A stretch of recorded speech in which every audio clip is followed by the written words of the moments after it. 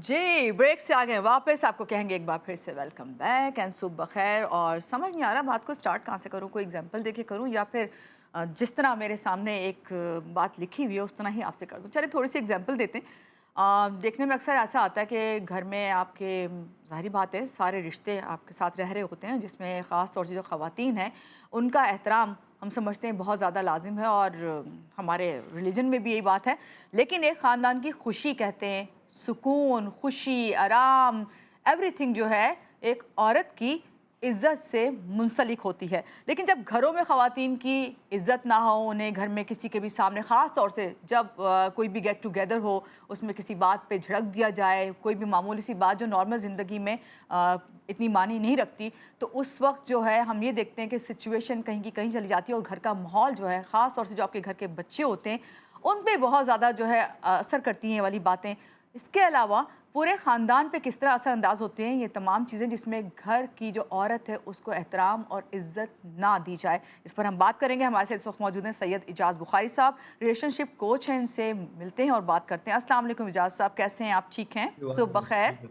अल्हम्दुलिल्लाह, सुबह खैर। अल्हम्दुलिल्लाह, आप खैरियत से हैं? जी बिल्कुल ठीक हूँ। और कराची में सैलाब की सूरत हाल क्या है?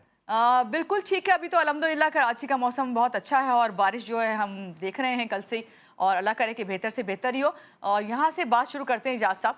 बहुत जनाब। सारे एग्जांपल्स हैं, आप भी दे सकते हैं, मेरे पास भी बहुत हैं, देखने में भी आता है। हम चाहे वो ड्रामे ले लें, असल ज़िंदगी ले लें, कहानियाँ ले लें, कोई नॉवल पढ़ लें, सब में ही हम यही देखते हैं कि जहाँ पे औरत की इज़्ज़त और एहतराम नहीं होती तो उसका एंड कोई अच्छा नहीं नज़र आ रहा होता।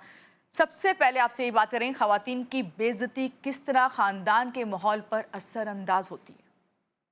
जी, मैं आपसे एक बात अर्ज़ करूँ, हुँ, जिस घड़ी हम बात करते हैं ना इज़्ज़त और एहतराम की, जी, इज़्ज़त और एहतराम सिर्फ़ बोलने में नहीं, ये दिखने में भी होता है। जी, और जिस किसी की तरफ इज़्ज़त की निगाह से देखते हैं, तो वो भी एक बहुत बड़ी एजुकेशन होती है, जो ज़ाहिर उस घर का हिस्सा होती है। करेक्ट। अब आप जो वो बड़े खूबसूरत किसी ने एक शेर लिखा था कि पाँव की जूती समझते हो जिसे, हुँ, वो तुम्हारी इज़्ज़त तो तौक़ीर है। हुँ, यानी वो जो आपकी इज़्ज़त और तौक़ीर है, जब आप उसको बेइज़्ज़त करेंगे, तो अपनी इज़्ज़त को बेइज़्ज़त करने वाला कभी इज़्ज़तदार तो नहीं हो सकता। बेशक। और जिस घड़ी आप इस बात को समझेंगे, फिर आपके बच्चे, उनके ऊपर बहुत ज़्यादा असर होता है। अगर आप चीखते-चिल्लाते हैं बेगम साहिबा के साथ या घर में मौजूद वालिदा के साथ या बहनों के साथ, तो पूरे का पूरा माहौल जो है, वो ख़राब होके रह जाता है। और फिर उस लड़के से आप कैसे ये तवक्को करोगे कि जब वो जाकर किसी को का शौहर बनेगा, तो वो उसे इज़्ज़त और एहतराम के साथ देखेगा। पहले तो बच्चे फिर अपनी माँ की इज़्ज़त नहीं कर रहे होते, जी, अपनी बहन की इज़्ज़त नहीं कर रहे होते, चूँकि उन्हें अंदाज़ा हो चुका होता है कि उनके वालिद साहब किस तरह की इज़्ज़त कर रहे हैं अपनी बीवी की। तो इससे पूरे का पूरा माहौल ख़राब होके रह जाता है। और दूसरी बात देखिए, नबी करीम सल्लल्लाहु अलैहि वसल्लम की ज़ात मुबारका को देखिए, वो अपनी बेटी के लिए खड़े हो जाते थे। तो वो बेटी के लिए खड़े होके हमें यही बताना चाहते थे कि औरत की कितनी इज़्ज़त और कितना उसका एहतराम होता है। हज़रत खदीजा के साथ उनका जो ताल्लुक रहा, उसमें कितना इज़्ज़त और एहतराम बताया गया। तो इसका मतलब माहौल पर इसका असर होता है, तो ही ज़ाहिर है इसकी अहमियत को उस तर्ज पर दिखाया करा गया है। और अगर जी, इसका असर ना होता होता, तो ज़ाहिर है दूसरा। आप देखिए, बेएतमादी जो बच्चों के यहाँ पैदा होती है, वो उन बच्चों के यहाँ ज़्यादा होती है जहाँ उनकी वालिदा की इज़्ज़त एहतराम नहीं होता, या घर में औरतों को इज़्ज़त और एहतराम नहीं होता। तो ये सारे मामलात उसके साथ लिंक्ड हैं किसी न किसी एतबार से। तो आपने माहौल तो साहब है ही औरत से, तो वो ज़ाहिर है जब उसकी इज़्ज़त नहीं होगी तो ख़राब तो होगा ही होगा। जी, आपने बिल्कुल सही बात की। और आपने जब शुरू की बात और आपने कहा कि खाली ज़बान से नहीं, आपकी बॉडी लैंग्वेज में भी जो है इज़्ज़त एहतराम ज़रूर झलकना चाहिए। और फिर आपने खुद ही कह दिया कि बच्चों पे कितना मनफ़ी असर होता है। यहाँ पे अपने लड़के के हवाले से तो बात की, लड़कियों पे मुझे लगता है कि जो बच्चियाँ होती हैं ना छोटी, उन पे लड़कों की निस्बत ज़्यादा होता है, कि लड़के तो आ जाते हैं ना कि वो उन डोमिनेट करेंगे आगे चल के, जिस तरह अपने बाप को देख रहे हैं, भाई को देख रहे हैं या दादा को देख रहे हैं, जो भी घर में रिलेशन है उसको देख रहे हैं। जो लड़कियाँ होती हैं वो और ज़्यादा उनके अंदर खौफ और डर, और मेरे ख़्याल है कि वो बहुत ज़्यादा एहसास कमतरी का शिकार भी हो जाती हैं। क्या कहेंगे? जी, बिल्कुल आपने बजा फ़रमाया। देखिए, जिसके पास ख़्वाब होता है ना, खौफ़ भी उसी के पास ही होता है। हुँ, तो ख़्वाब और खौफ़ का आपस में ताल्लुक रहता है, और यही आँख में चोली खेलते रहते हैं। और जब हम एक औरत की बात करते हैं, आपने देखा होगा कि घर में अगर छोटा बच्चा पैदा हो जाए, तो बेटियाँ गोदी बना लेती हैं, लड़के गोदियाँ नहीं बना के बैठते। वो गोदी बना के वो बता देते हैं कि मैंने भाई को या बहन को उसको गोद में, तो इसका मतलब वो माँ ममता के साथ पैदा होती है एक औरत जब इस जहान में आती जी, है। जब वो ममता अपने साथ लेकर आएगी, तो ज़ाहिर है खौफ़ और ख़्वाब दोनों लेकर आएगी। और फिर उसे चूँकि ज़िम्मेदारी का एक और तर्ज़ का एहसास होता है। वो अपनी वालिदा को जिस तर्ज़ पर देख रही होती है, तो कहीं न कहीं ये हो रहा होता है कि वो शौहर के अंदर पहले से वो चीज़ें देखना शुरू करती है कि जो मेरा शौहर होगा, वो भी वैसा ही करेगा जिस तरह के मेरी माँ के साथ होता है। मेरे भाई भी उसी तर्ज पर देखेंगे। तो उसके अंदर एक बेतमादी पैदा होती है। लेकिन एक और बात महानूर जी मैं आपसे अर्ज़ करूँ कि उस बेतमादी के साथ-साथ बाज़ औक़ात वो एतमाद की कोशिश में वो ज़रूरत से ज़्यादा एतमाद की तरफ भी जा रही हैं हमारी बेटियाँ। जी, कि वो उससे निकलने के लिए फिर उसी बेटी को कहा जाता है कि ये बदतमीज़ हो गई है। हालाँकि वो एतमाद के हुसूल की कोशिश में होती है और उस बारीक सी लाइन को कोई समझ नहीं पा रहा होता और फिर हम उसे कहते हैं कि ये बदतमीज़ हो रही है, हुँ, इसे बात करने का नहीं पता, ये ऊँचा बोल रही है, चीख रही है, चिल्ला रही है।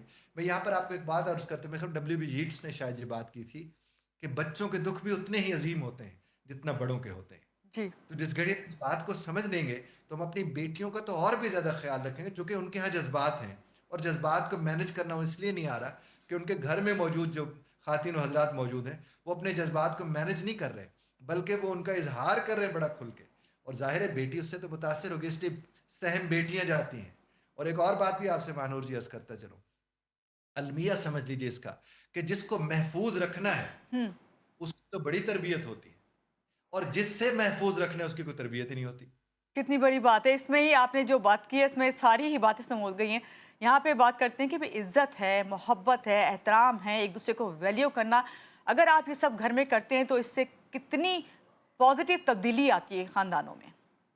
जी, बिल्कुल ऐसा ही है। लेकिन मैं आपको यहाँ पर एक और बात भी अर्ज़ करूँ, मेरे क़िबला वालिद साहब हमें हमेशा फ़रमाया करते थे कि जो तुम्हारे पास चल के आता है, हुँ, वो तुमसे ज़्यादा इज़्ज़त वाला होता है, क्योंकि वो तुम्हारी इज़्ज़त का सबब होता है, तुम्हारी इज़्ज़त की वजह होती है। जी, अब जब हमें वालिद साहब ने ये बात बताई, मेरी वालिदा साहब हमें फ़रमाती हैं कि जब कोई अपनी बेटी दे देता है ना, उससे बढ़कर कुछ हो ही नहीं सकता।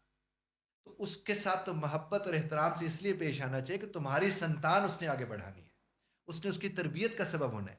अब माँ को जब बेइज़्ज़त कर रहा है एक साहब, खड़े हुँ, होके बेइज़्ज़त करे, जी, कैसे तवक्कुह कर सकते हैं कि उनकी बेटी या उनका बेटा इज़्ज़त के मफ़हूम को समझ पाएगा? चूँकि इज़्ज़त को बेइज़्ज़ती के रंग से देख रहा है वो अपने घर के अंदर।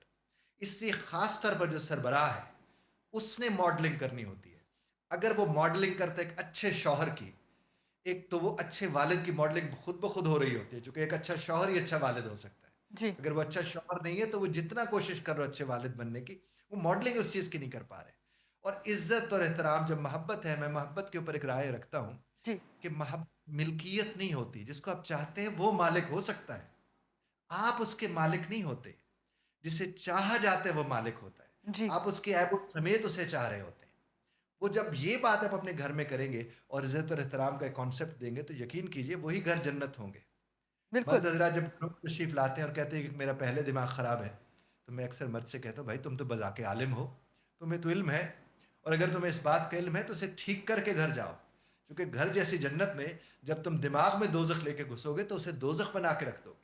तो एग्ज़ैक्टली। सारा दिन तुम इंतज़ार में बैठिए। वो तो बर्तन धोते हुए भी तुम्हें सोच रहे थे कि माही आवेगा तो। यानी जब वो घर तशरीफ़ लाएँगे, तो उनको कैसे सेवा करनी है, वो मुस्कुराएँगे या नहीं और अगर माही सड़ा हुआ आएगा, तो उसके नतायज बेहतर नहीं निकलते। बिल्कुल, बहुत अच्छी आपने बात कही है।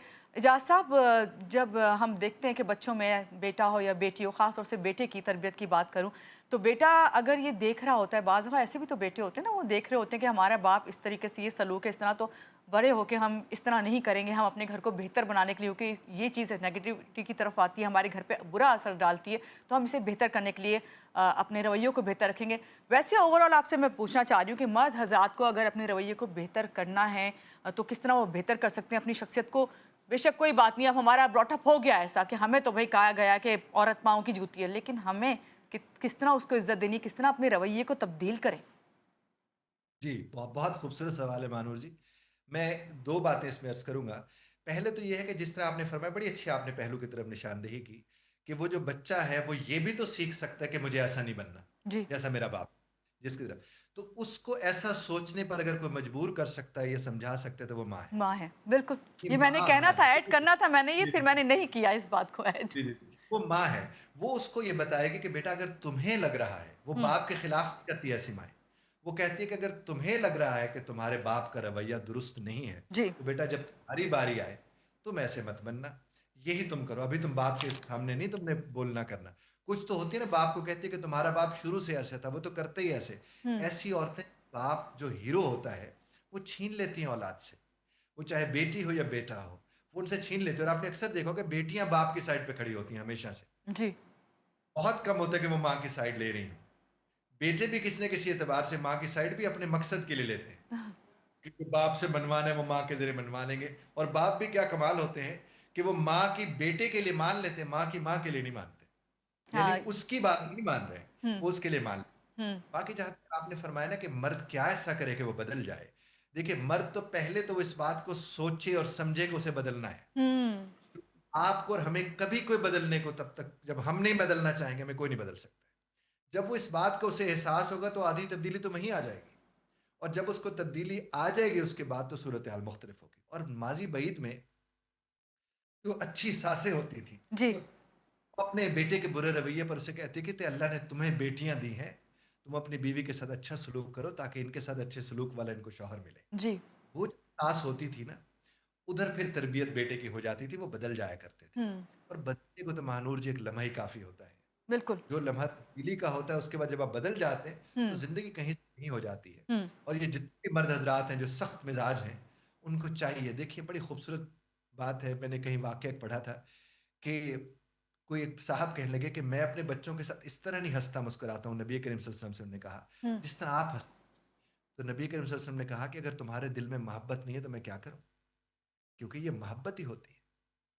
ये मोहब्बत ही होती है जो आपके हमारे पास हो, तो फिर हम उस तरह खुश खुश अखलाक हो जाते हैं।